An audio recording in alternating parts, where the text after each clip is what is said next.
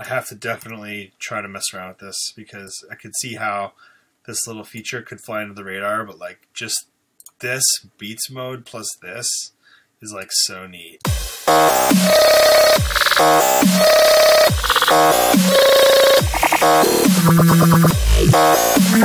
And you can use it on drums too.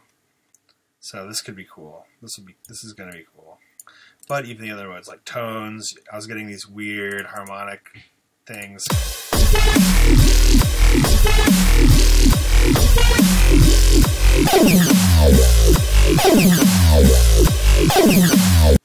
It's really cool. I can just go along and try it with all the different slices.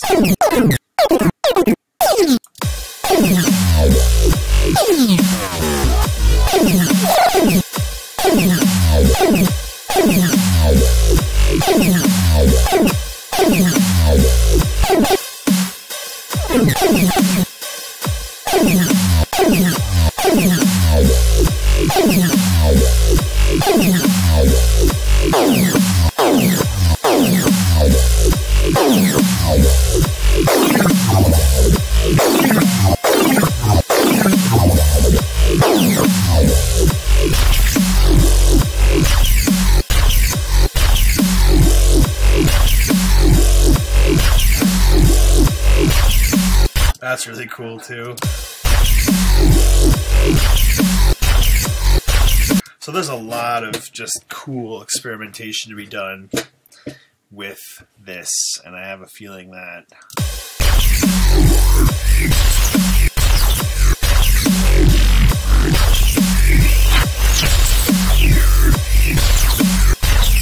oh yeah, also like you could do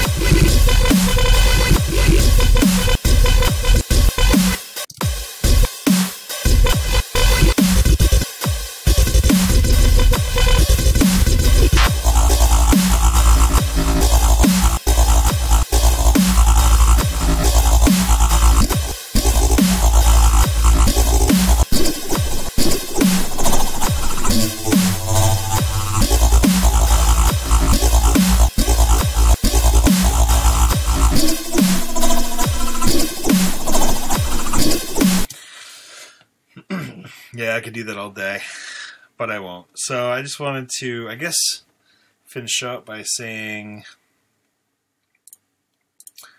let me try to set this up as best I can.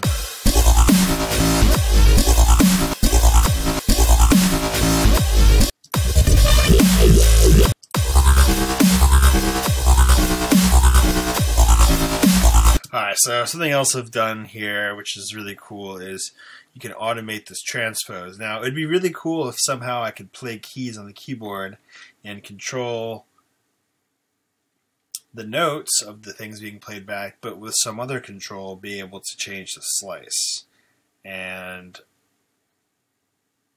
maybe there's already a way to do that I'm just not aware of. Maybe there's a Max for Live device that can help. I figure like one of the two, but for now you can just modulate this transpose to get some pretty cool stuff.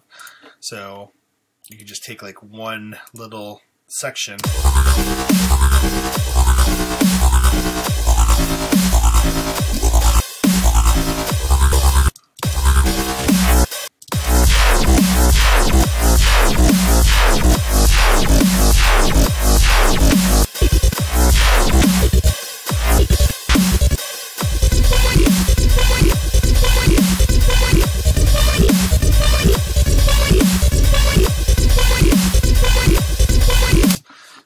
always keeps that same basic progression, if you will, the same notes, but it'll completely change depending on what slice you're playing.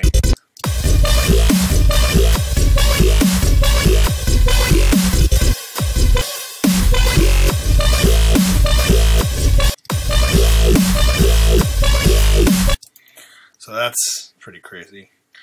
Alright. Last thing, I guess, would be these filter modes. So if you go down here, or if you go to any of the filters in Ableton, you will see that there are these little boxes here that look like this. And these little boxes are where clean is like your default filter, which is like your very digitally like correct, or what a filter should digitally sound like version of a filter. Then you've got these different analog modeling ones, and I don't really know what these are from because I'm not familiar. I guess this OSR is the Oscar, which is like a old keyboard. You've probably seen the VST version of it. MS2 and the rest of them I don't know, but you know, we're all going to have to just mess around with them. I mean, I never had a problem with the default filters in Ableton, but, you know, they weren't really that exciting either. So these are definitely more exciting. Let's just kind of see what happens if I start messing with this. Oh, and I also got the LFO assigned to the filter, so I could get some wobble.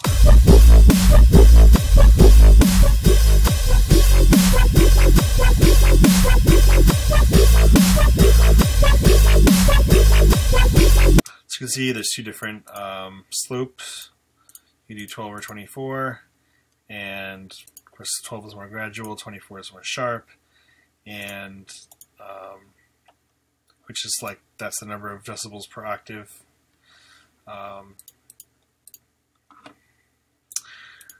MS2. And then the other great thing you can do now is the drive. So I can bring this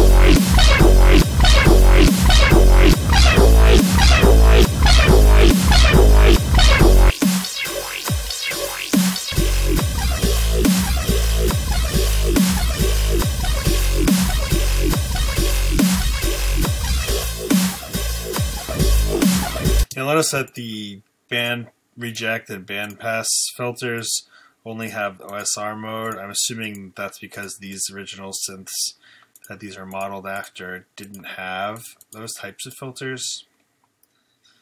And then, oh, we've got this. I don't know. This, oh, okay. So this is interesting. This is a morphing low pass to band pass to high pass.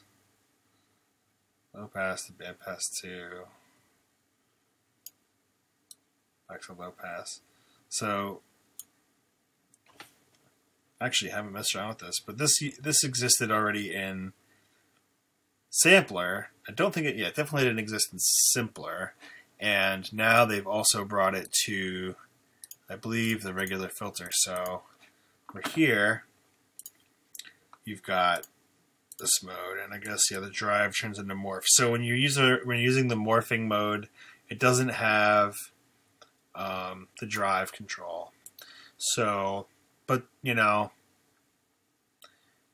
you can always put a saturator before your filter or one after and get different, levels of drive. If you want to do that, but yeah, these morphing filters are really cool because there's certain ones where it's like certain positions. Like, first of all, it just sounds cool when you use it. So let's put this on.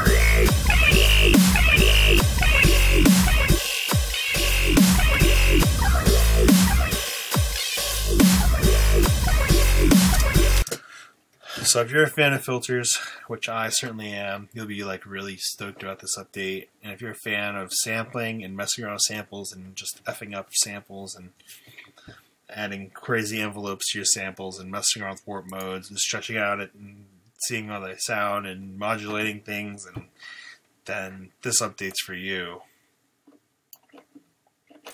I guess what else have we got? I don't think there's any actual new plugins. I guess I could go through. I think they've added the new filters to all the virtual instruments that would make sense to add them to. So, like, for instance, obviously Simpler, Sampler. I don't really use Tension, so I'm not even going to open it. Operator, I know, definitely has it. Analog, I'm pretty sure has it. Oh no, my external drive just randomly ejected. I hate when that happens.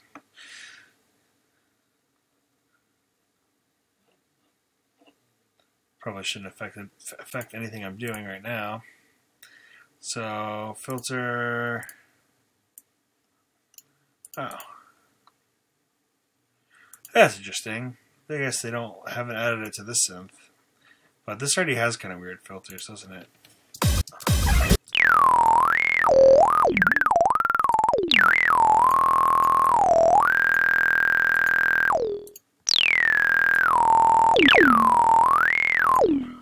Okay.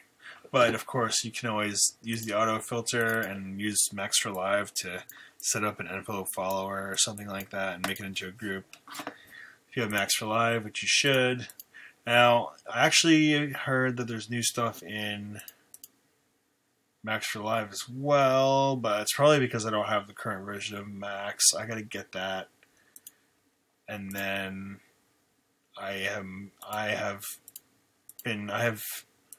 yeah. There's supposed to be new stuff. Okay, this stuff new?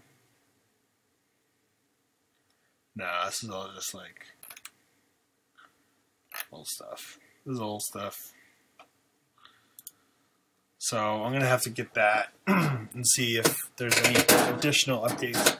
But yeah, I'll keep you posted. Alright, that's it. Oh, by the way, yeah, I'm going to have a new mix coming out very soon.